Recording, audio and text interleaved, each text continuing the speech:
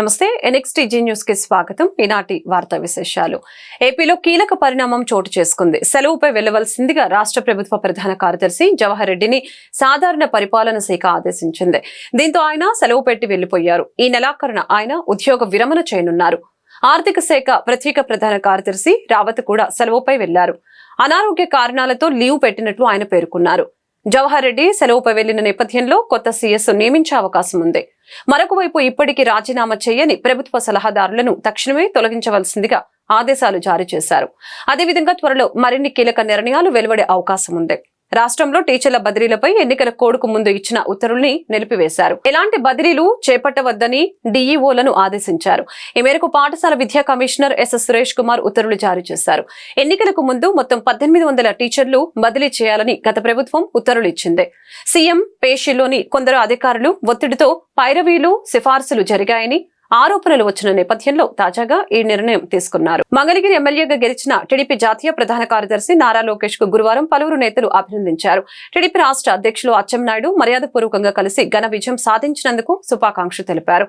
లోకేష్ కూడా అచ్చెన్నాయుడిని అభినందించారు. రాష్ట్ర వ్యాప్తంగా విజయం సాధించిన ఎమ్మెల్యేలు, ఎంపీలు, పార్టీ ముఖ్య నాయకులు యువనేతకు శుభాకాంక్షలు తెలియజేయడం జరిగింది. భారీ మెజారిటీతో చరిత్రను తిరగరాసినందుకు ఎమ్మెల్యేలు, ఎంపీలు కష్టపడి పార్టీని గెలిపించిన నాయకులు, కార్యకర్తల్ని లోకేష్ అభినందించారు. అదేవిధంగా నారా లోకేష్ సతీ సమేతంగా మంగళగిరి లక్ష్మీ నరసింహస్వామిని దర్శించుకొని ప్రత్యేక పూజలు చేశారు.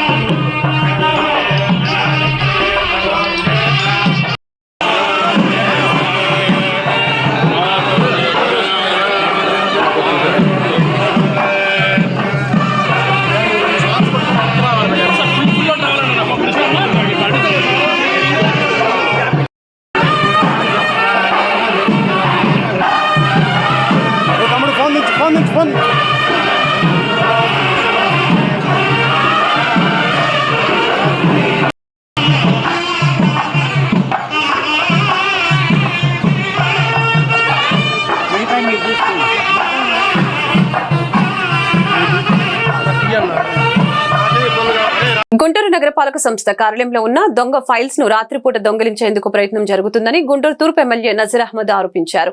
నగర మేయర్ ఛాంబర్, కమిషనర్ ఛాంబర్ నుంచి ఒక ఫైల్ కూడా బయటకు వెళ్లకుండా కట్టడి చేయాలని అధికారులకి సూచించారు. గురువారం గుంటూరు తూర్పు నియోజకవర్గ ఎమ్మెల్యే కార్యాలయంలో ఏర్పాటు చేసిన మీడియా సమావేశంలో నజీర్ అహ్మద్ మాట్లాడారు.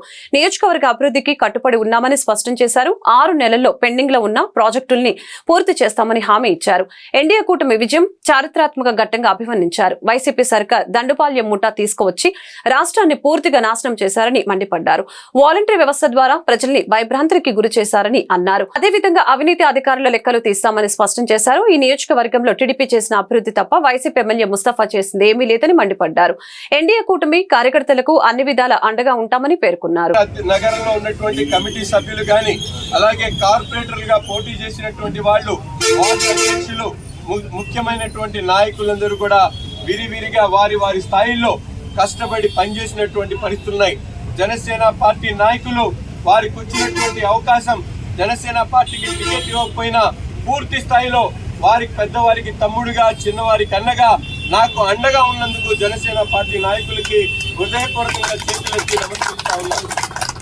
ఈరోజు పవన్ కళ్యాణ్ గారి నాయకత్వం, చంద్రబాబు నాయుడు గారి అవసరం ఈరోజు రాష్ట్రానికి ఉందనేటువంటి విషయాన్ని గ్రహించినందుకు గుంటూరు తూర్పు నియోజకవర్గానికి రాబోయేటువంటి రోజుల్లో ప్రతి ఒక్క పెండింగ్ ప్రాజెక్ట్ ని కూడా దాదాపు 6 నెలలు 7 నెలల లోపల దాని మీద పూర్తిగా అవగాహన చేసుకొని అధికార పక్షం గతంలో చేసినటువంటి తప్పులన్నింటినీ కూడా సరిదిద్దేటువంటి కార్యక్రమంతో పాటు ఇప్పుడే ఒక వార్త విన్నాం.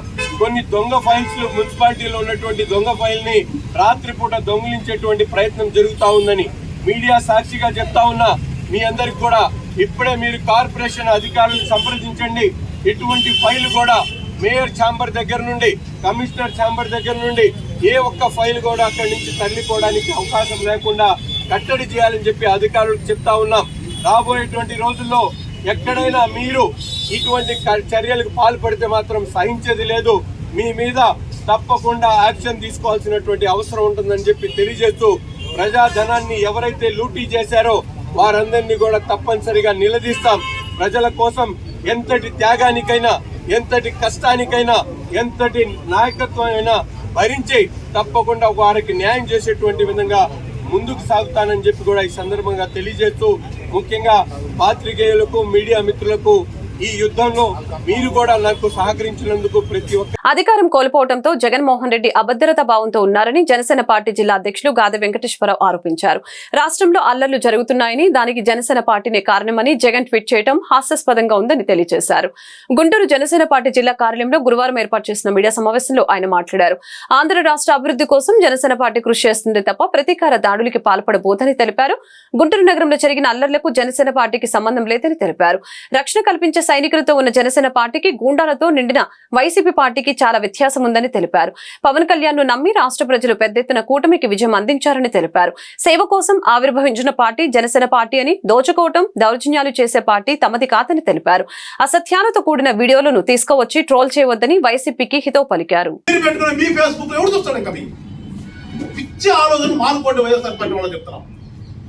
వైఎస్ఆర్ పట్ల ఇంకా మిగిలి ఉన్నటువంటి కనుమరేది దాక్కున్న వాళ్ళు కాకుండా రోడ్ల మీద తిరుగుతున్నా అందరూ కూడా చెప్తున్నా, ఎప్పుడూ కూడా జనసేన పార్టీ అనేది ఈ రాష్ట్రంలో పార్టీ ఆవిర్భావమే. సేవ చేద్దామని వచ్చినటువంటి పార్టీ జనసేన పార్టీ. మీకు లాగా దోచుకుంటాకు వచ్చిన పార్టీ కాదు, దౌర్జన్యాలు చెట్టుకు వచ్చిన పార్టీ కాదు. సేవ చేద్దామని వచ్చినటువంటి స్వచ్ఛందంగా ఎక్కడికక్కడ ఏ కార్యకర్తలు వచ్చినా స్వచ్ఛందంగా సేవ చేసేటటువంటి కార్యకర్తలు పార్టీ జనసేన పార్టీ. అలాంటి దాని మీద మీరు పిచ్చి పిచ్చి ఆలోచనతో ముద్దలేదని చూస్తే ఎవడూ నమ్మడు. గుంటూరులో ఏదో జరిగిందని చెప్తారు, దానికి జనసేన పార్టీ నాయకులకు, కార్యకర్తలకు ఎలాంటి సంబంధం లేదు. అక్కడ ఎవరు కూడా జనసేన కార్యకర్త అనేవాళ్ళు కూడా ఆ పరిసర ప్రాంతాల్లోకి వెళ్ళినట్లు కూడా మా ఎంక్వైరీలో తెలియలేదు. అక్కడ ఎప్పుడో ఎలక్షన్ల ముందు ఏదో ఇన్సిడెంట్ జరిగిందంట. అక్కడ ఏదో ఎవరైతే చెప్తున్నారో మీరు చెప్తున్నటువంటి రెడ్డి అనే పేరు పెట్టుకుని ఉన్నటువంటి వాళ్ళ దగ్గర ఏదో జరిగిందట ఆ ఎలక్షన్ ప్రాసెస్ లో. దానికి అక్కడ ఏం జరిగిందో ఎవరికి తెలియదు. దాన్ని తీసుకొచ్చి జనసేన పార్టీకి ముడిపెట్టడం భావ్యం కాదు. ఇలాంటి అసత్యాలైనటువంటి వీడియోలను తీసుకొచ్చి మీ ఇష్టానుసారంగా ఎక్కడా కూడా ట్రోల్ చేయొద్దని చెప్పేసి కూడా వైఎస్ఆర్ పార్టీ వాళ్ళందరికీ హితవు పలుకుతున్నారు. మరొకసారి ఖచ్చితంగా జనసేన పార్టీ నాయకులు కానీ, కార్యకర్తలు కానీ మాకు ఇప్పుడు పెద్ద బాధ్యత వచ్చింది. మాకు నిన్నటి వరకు సేవ చేసిన స్వచ్ఛందంగా ఇవాళ ఒక బాధ్యత వచ్చింది. ఈ బాధ్యతలో మేము ఏ రకంగా సక్సెస్ అవుతామా అనే ఆలోచనతోనే జనసేన పార్టీ నాయకులు, కార్యకర్తలు కూడా ఉన్నాం. ఎక్కడ కూడా దయచేసి ఇలాంటి పిచ్చి పిచ్చి ప్రయత్నాలు చేయొద్దని చెప్పేసి వైఎస్ఆర్ పార్టీ కూడా చెప్తూ, రాష్ట్ర ప్రజలకు కూడా చెప్తున్నాను, అట్లాగే మా నాయకులు, కార్యకర్తలు కూడా చెప్తున్నాను.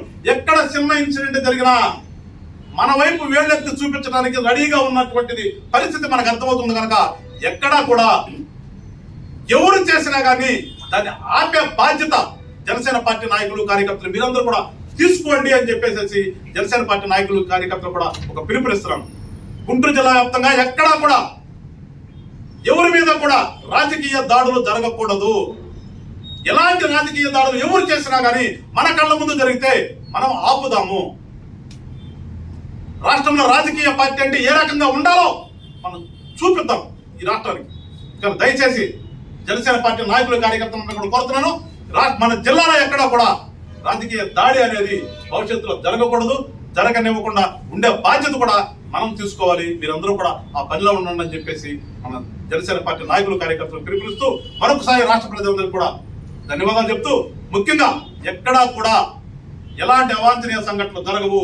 దానికి జనసేన పార్టీ. ప్రజల పక్షాన పోరాటాలకు మేమెప్పుడు సిద్ధమేనని మాజీ మంత్రి గుడివాడ అమర్నాథ్ అన్నారు. ప్రజాస్వామ్యంలో ప్రజలిచ్చిన తీర్పును గౌరవించాల్సిందేనని, కేంద్రంలో కూటమికి భిన్నమైన అవకాశం వచ్చిందని తెలిపారు. గురువారం ఆయన మీడియాతో మాట్లాడారు. ప్రజా తీర్పునకు అనుగుణంగా కూటమి పనిచేయాలని తెలిపారు. చంద్రబాబు ప్రమాణ స్వీకారం చేయకుండానే కొన్ని చోట్ల దాడులు జరుగుతున్నాయని తెలిపారు. వీటిపై కొత్త ప్రభుత్వం ఆలోచించాలి. ఈ దాడులు ప్రజాస్వామ్యం కాదు. గెలిచిన వారు బలవంతులు కాదు, ఓడిన వారు బలహీనులు కాదు. విశాఖలో పుట్టిన వ్యక్తిగా మేం ప్రజలకు అండగా ఉంటామని, వాయిస్ ఆఫ్ వాయిస్ లెస్ గా పనిచేస్తామని, కూటమి ప్రభుత్వానికి సమయం ఇస్తాం. ప్రజలకిచ్చిన హామీలు నెరవేర్చాలి. సీఎం జగన్ ఎప్పుడు అందరినీ సమానంగా చూడాలన్న భావంతో పనిచేశారని అమర్నాథ్ పేర్కొన్నారు. దీని మీద అంటే లేదా ఇన్ని కార్యక్రమాలు చేస్తాం, ఇంకా ఏదైనా చేస్తే బాగుంటుందని చెప్పి ఆశించారా? వీటన్నిటికి కూడా క్వశ్చన్ మార్క్స్ అనేటువంటిది వైఎస్ఆర్ కాంగ్రెస్ పార్టీ మీద ముందు ఉన్నాయి. దీనికి అన్నిటి కూడా సమాధానాలు వెతుక్కోవాల్సినటువంటి అవసరం మా మీద ఉంది. డెఫినెట్గా ఆ రకంగా ముందుకెళ్ళేటువంటి ప్రయత్నం చేస్తాం. అన్ని రకాలుగా కూడా ఈరోజు నిన్న ఫలితాలు వచ్చిన తర్వాత చంద్రబాబు నాయుడు గారు కానీ, తర్వాత పవన్ కళ్యాణ్ గారు కానీ మాట్లాడినటువంటి మాటలు చూస్తాం. పవన్ కళ్యాణ్ గారు ఏ రకంగా దాడులు చేయాలనేటువంటిది మా ఉద్దేశం కాదు అనేటువంటి మాట వారు పెద్దరికంగా వారు చెప్పారు. చంద్రబాబు నాయుడు గారు ఆ మాట చెప్పినట్టుగా నేనైతే చూడలేదు. కానీ గడిచినటువంటి 48 గంటలుగా రాష్ట్ర వ్యాప్తంగా అనేక ప్రాంతాల్లో జరుగుతున్నటువంటి దాడుల్ని దయచేసి ఖండించాల్సినటువంటి బాధ్యత కూడా ప్రతి ఒక్కరి మీద ఉంది. ఇంట్లోంచి బయటికి పిలిచి, పేరు పెట్టి పిలిచి బయటికి ఏ రకంగా దాడులు చేస్తున్నారు అనేటువంటిది మనం చూస్తూ ఉన్నాం. సామాన్యమైనటువంటి ప్రజల్ని వైఎస్ఆర్ కాంగ్రెస్ పార్టీకి ఓటేశారని చెప్పి అనుకున్నటువంటి ప్రతి ఒక్కరిని ఇళ్లలోంచి బయటికి పిలిచి కొడుతున్నటువంటి సందర్భాలు కూడా మనం చూస్తూ ఉన్నాం. ఇది ప్రజాస్వామ్యానికి ఏ రకమైనటువంటి మెసేజ్ని ఇస్తుందో అనేటువంటిది కూడా వారు ఇంకా ప్రమాణ స్వీకారాలు చేయకముందే ఈ పరిస్థితి ఉంది. ఒకసారి ఆలోచన చేయమని చెప్పి కోరుతా ఉన్నాం. గెలిపోవటములు అనేటువంటివి రాజకీయాల్లో సర్వసాధారణంగా ప్రతి 5 సంవత్సరాలకు ఒకసారి ఎన్నికలు జరుగుతూ ఉంటాయి. తప్పకుండా దాన్ని ఏ రకంగా అధిగమించాలి, ఏ రకంగా ఓడిపోయినటువంటి వారు రేపు మళ్ళీ ఎలా గెలవాలని చెప్పి చూస్తాం. గెలిచినటువంటి వారు దీన్ని ఎలా నిలబెట్టుకోవాలనేటువంటి ప్రయత్నం చేయాలి. అంతే తప్ప ఈ రకమైనటువంటి పరిస్థితులు అనేటువంటిది ప్రజాస్వామ్యానికి సరైనటువంటి పద్ధతి కాదు అనేటువంటిది బలంగా నమ్ముతున్నటువంటి వ్యక్తులు. ఈరోజు ఉదాహరణకి నా వరకు నా కుటుంబం దాదాపు 10 ఎలక్షన్స్లో పోటీ చేశాం. 4-5 సందర్భాల్లో గెలిచాం, 4-5 సందర్భాల్లో ఓడిపోయాం. ఇవి రాజకీయాల్లో కొత్త కాదు. రాజకీయాల్లో గెలిపోవటం అనేటువంటిది సర్వసాధారణంగా జరిగేటువంటి ప్రక్రియ. ఓడిపోయినటువంటి వాడు బలహీనుడు కాదు, గెలిచినటువంటి వాడు బలవంతుడు కాదు.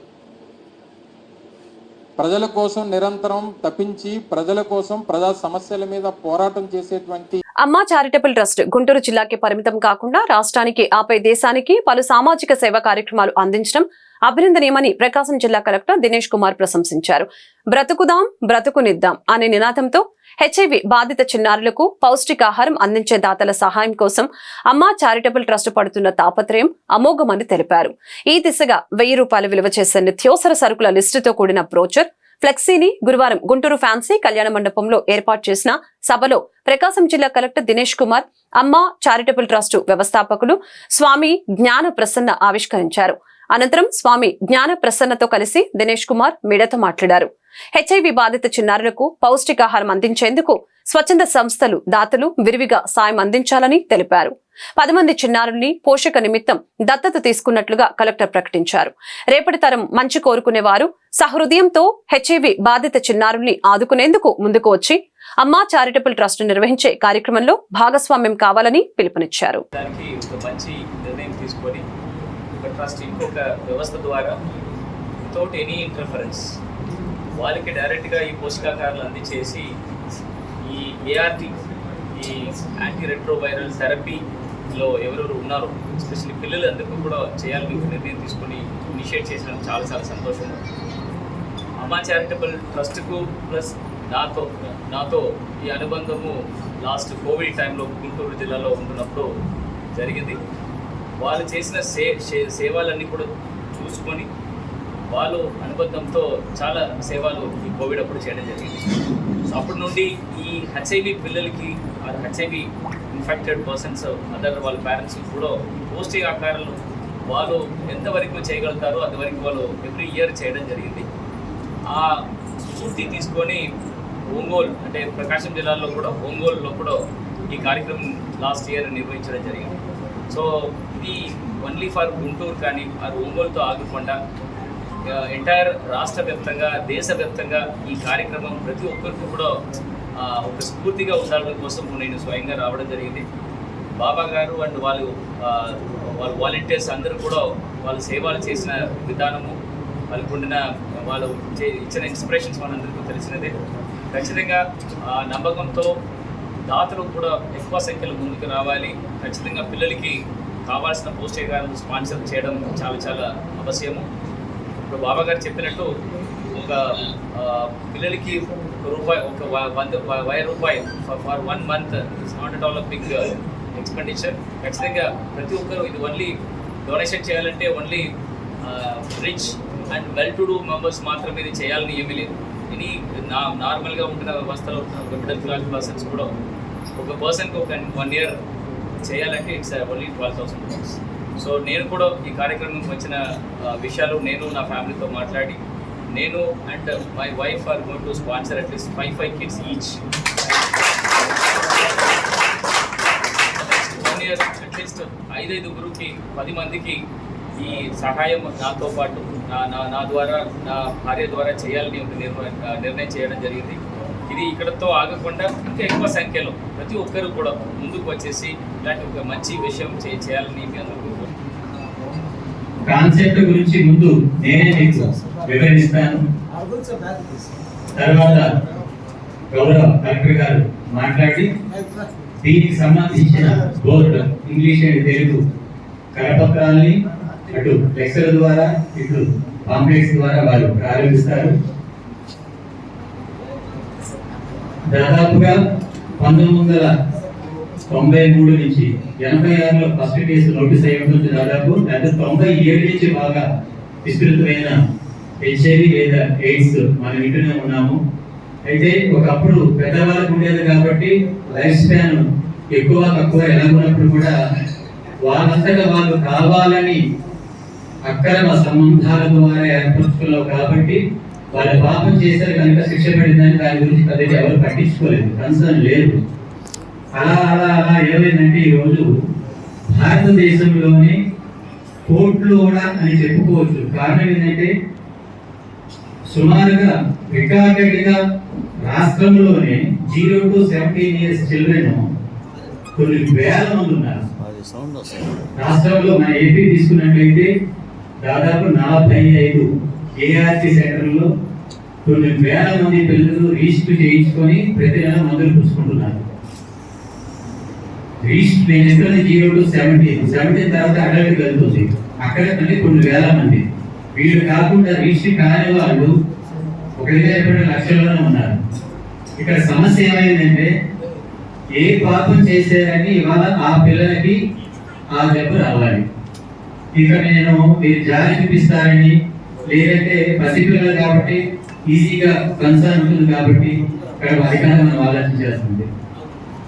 భగవంతుడు ప్రభుత్వ రూపంలో వాళ్ళకి చాలా మంచి అవకాశం ఇచ్చారు పసిపిల్లలకి. ఏంటంటే నియర్లీ 6-7,000 ఖర్చు అయ్యే ఖరీదైన మందుల్ని ప్రతి నెల ఎంతో శ్రద్ధతో మేము కొన్ని సంవత్సరాలు దాదాపు 2 దశాబ్దాల పై నుంచి మేము చూస్తూనే ఉన్నాం. చాలా శ్రద్ధగా గవర్నమెంట్ హాస్పిటల్లో ఉన్న స్టాఫ్ కూడా కోపాన్ని కానీ చిరాకుని కానీ ప్రదర్శించకపోవడమే కాకుండా చాలా శ్రద్ధ తీసుకొని ఆ పేషెంట్స్ ని ట్రీట్ చేస్తూ ఉంటారు. ఎంత ఖరీదైన గుంటూరు డిఎస్ నగర్ గడ్డ తెలుగుదేశం అడ్డా అని మాజీ కార్పొరేటర్ టీడీపీ నాయకులు మాలకొండే స్పష్టం చేశారు. టీడీపీకి ఓటు వేసేందుకు విదేశాల నుంచి యువత పెద్ద ఎత్తున గుంటూరుకి తరలివచ్చి తూర్పు నియోజకవర్గ ఎమ్మెల్యే అభ్యర్థి నజీర్ అహ్మద్ విజయానికి కృషి చేశారని తెలిపారు. నజీర్ అహ్మద్ ఆధ్వర్యంలో డిఎస్ నగర్ అన్ని విధాలుగా అభివృద్ధి సాధిస్తుందని ఆకాంక్షించారు. గుంటూరు ఏటుకూరు రోడ్ బృందావన్ అపార్ట్మెంట్స్ ప్రాంగణంలో ఎన్డీఏ కూటమి శ్రేణులు ఏర్పాటు చేసిన పెమ్మసాని చంద్రశేఖర్ నజీర్ అహ్మద్ విజయోత్సవ కేకును మాలకొండే కట్ చేసి వారితో ఆనందం పంచుకున్నారు. ఈ మేరకు ఆయన మీడియాతో మాట్లాడారు. పెమ్మసాని చంద్రశేఖర్ నజీర్ అహ్మద్ రికార్డు స్థాయిలో మెజారిటీ సాధించారని పేర్కొన్నారు. చంద్రబాబు పాలనలో ప్రజలందరూ సంతోషంగా ఉంటారని తెలిపారు. ఈ కార్యక్రమంలో డిఎస్ నగర్ టీడీపీ నాయకులు పాల్గొన్నారు. అపార్ట్మెంట్ దగ్గర రాములవారి గుడి దగ్గర అమెరికాలో రష్యాలో పాలనలో ఉన్న మా కుర్రోళ్ళు అందరూ కలిసి వాళ్ళు ఈ కార్యక్రమం పెట్టింది. వాళ్ళు లండన్లో ఉన్నారు మా పిల్లలందరూ కలిసి. ఆ పిల్లలందరూ ఉత్సాహం కోసం మన చంద్రబాబు నాయుడు గారు సీఎం అవుతున్నాడు, ఇక్కడ నజీర్ గారు ఎమ్మెల్యే గారు మన 32,000 ఇప్పుడు కనివిని వెరగని రీతిలో 32,000 మెజార్టీతో మన నజీర్ అహ్మద్ గారు గెలిచారు. కనుక మన లండన్ నుంచి అమెరికా ఉండే వాళ్ళ కుర్రోళ్ళు అందరూ సంతోషం కోసం ఇక్కడ బృందావన అపార్ట్మెంట్ దగ్గర డిఎస్ నగర్ యూత్ తరఫున మన బెమ్మసాని గారు అత్యధిక మెజార్టీతో 3,50,000 మెజార్టీతో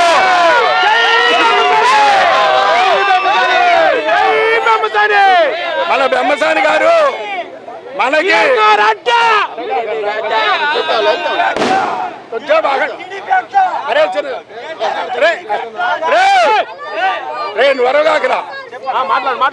మనము 3,50,000 తోటి మన బెమ్మసాని గారు అత్యధిక మెజార్టీతో గెలిచినందుకు మనకంతా సంతోషంతో డిఎస్ నగర్ యూత్ తరఫున మరియు వ్యాపారస్తులు కాటన్ వ్యాపారస్తులు ముఠా మేస్త్రులు మరి మన మహిళా మనులు మరి కూడా మొన్న ఎలక్షన్ అప్పుడు మన కుర్రోళ్ళు మన మహిళలు ఒక్క 223 బూతులు 525 మెజార్టీతో వచ్చింది.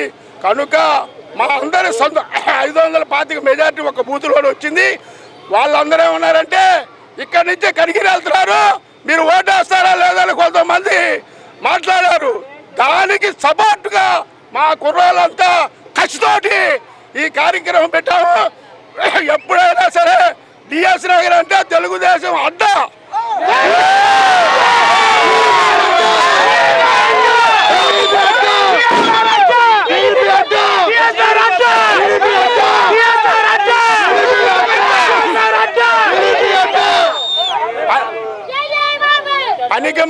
పనికిమాల కోతలు కూర్చున్నందుకు మనం ఏమి వాళ్ళకు చింతించాల్సిన అవసరం లేదు. కొంతమంది రాష్ట్రంలో నైరుతి రుతుపవనాలు ఇప్పటికే రాయలసీమ జిల్లాలో పూర్తిగా విస్తరించాయి. రాబోయే 3 లేదా 4 రోజుల్లో కోస్తాంధ్ర తెలంగాణలోని కొన్ని ప్రాంతాలకు విస్తరించేందుకు పరిస్థితులు అనుకూలంగా ఉన్నాయని అమరావతి వాతావరణ కేంద్రం తెలిపింది. రాయలసీమ పరిసర ప్రాంతాలు రాబోయే 3 రోజుల్లో తేలికపాటి నుంచి భారీ వర్షాలు అవకాశం ఉందని తెలిపింది. గురువారం అల్లూరి సీతారామరాజు, బాపట్ల, ఏలూరు, కాకినాడ, కృష్ణ, పార్వతీపురం, మన్యం జిల్లాలో భారీ వర్షాలు, మిగిలిన జిల్లాల్లో తేలికపాటి నుంచి ఓ మోస్తరు వర్షాలు కురుస్తాయని అంచనా వేస్తోంది. వర్షాలతో పాటు పిడుగులు పడే అవకాశం ఉందని ప్రజలు అప్రమత్తంగా ఉండాలని విపత్తుల నిర్వహణ సంస్థ పేర్కొంది. మంగళవారం ఉదయం నుంచి బుధవారం ఉదయం వరకు అత్యధికంగా తిరుపతి జిల్లా తడలో 88.2 మిల్లీమీటర్ల వర్షపాతం నమోదైంది. ఎన్నికల్లో ప్రజలు వైసీపీకి తగిన బుద్ధి చెప్పారని బీజేపీ ఎమ్మెల్యే ఆది నారాయణ రెడ్డి విమర్శించారు. విజయవాడలో నిర్వహించిన మీడియా సమావేశంలో ఆయన మాట్లాడారు. ఓటమితో జగన్ రాజకీయ జీవితంపై తీవ్ర ప్రభావం పడింది. కేసుల భయం ఆయనలో స్పష్టంగా కనిపిస్తోంది. అతి త్వరలోనే వైకాపాను జగన్ భాజపాకు సరెండర్ చేస్తారు. వారంలోనే పులివెందులలో కూడా వైకాపా ఉనికి కోల్పోయే పరిస్థితి వస్తోంది. వివేక హత్య కేసును త్వరలో తేల్చి దోషులకు శిక్ష పడేలా చేస్తాం. ఢిల్లీ మద్యం కేసులో భారతి ప్రమేయం పైన విచారణ చేయిస్తాం అని ఆదినారాయణ రెడ్డి తెలిపారు. అసలు ఈ 11 మంది అంటే తనుగాక 10 మంది 4 ఎంపీలు తనకు వారం రోజుల లోపలనే ఉండే పరిస్థితి లేదు. అంటే ఒక వారం లోపలనే పులివెందుల్లో కూడా వైఎస్ఆర్ పార్టీ వీక్ అవుతుంది. మాకు బీజేపీ పార్టీకి సరెండర్ చేస్తాడు. దాసోహం గోవింద వచ్చిన దరిద్రుని మా వాళ్ళు పక్కన పెడతారు. ఆ నామరూపాలు లేకుండా చేయాలి. భారత రాజ్యాంగం పక్కన పెట్టినాడు. భారతీయ రాజ్యాంగం మన మా వాళ్ళు కడపలో అడిగినారు సార్ ఇంకా ఏమన్నా కేసు పరంగా మీరు ఏం చేస్తారని. వాడు 8వ ముద్దాయిని వాడు హైకోర్టులో బెయిల్ చేసుకున్నాడు. సుప్రీంకోర్టులో కేసు మూవ్ చేసి ఆ బెయిల్ కూడా రద్దు చేపిస్తారు. నేను పర్సనల్ గా నా మీద వ్యక్తిగతంగా కచ్చగట్టినారు. కుటుంబం ఇష్టం వచ్చినట్టు వాళ్ళు చంపి నా మీద పెట్టడం. కోడికత్తి కేసు మీరు చూసింటారు. అతను పిల్లకాయ శ్రీనివాస్ కూడా బెయిల్ వచ్చింది. కనీసం కేసులకు అటెండ్ కాడు, సిబిఐ కేసులకు అటెండ్ కాడు, ఈడీ కేసులకు అటెండ్ కాడు. ఎప్పుడు ఏదో ఒక పిటిషన్ వేయడం, తప్పించుకోవడం. మొత్తం అంతా అక్యూజ్డ్. కుటుంబం లిక్కర్ కేసులో కూడా ఇలా పాత్ర ఉంది. ఢిల్లీ లిక్కర్ కేసులో భారతి గారికి ఢిల్లీ లిక్కర్ కేసు పాత్ర కవితతో పాటు ఉంది. ఆమె కవిత ఈడ కవిత్వం నడిచింది. ఈ కవిత్వం అది కూడా బయటకు వస్తుంది ఇప్పుడు. విజయవాడలోని ఏపీ ఫైబర్ నెట్ ప్రధాన కార్యాలయం వద్ద పోలీసులు కట్టుదిట్టమైన భద్రత ఏర్పాట్లు చేశారు. కీలక దస్తరాలను కొందరు ధ్వంసం చేస్తారని నిఘా వర్గాల సమాచారం రావడంతో భద్రతను పెంచారు. ముఖ్యమైన దస్తరాలు, డేటా ఎవరూ బయటకు తీసుకువెళ్లకుండా కాపలా కాస్తున్నారు. 3-4 ఫ్లోర్లలో 24 గంటల పాటు నిఘా పెట్టారు. కార్యాలయంలోకి వచ్చి వెళ్లే సిబ్బందిని పోలీసులు క్షుణ్ణంగా తనిఖీ చేసి పంపిస్తున్నారు. కార్యాలయంలోకి బయటికి వారు వెళ్లకుండా చర్యలు చేపట్టారు. వార్తలు ఇంతటితో సమాప్తం. మరొక బులెటిన్లో మళ్ళీ కలుద్దాం. నమస్కారం.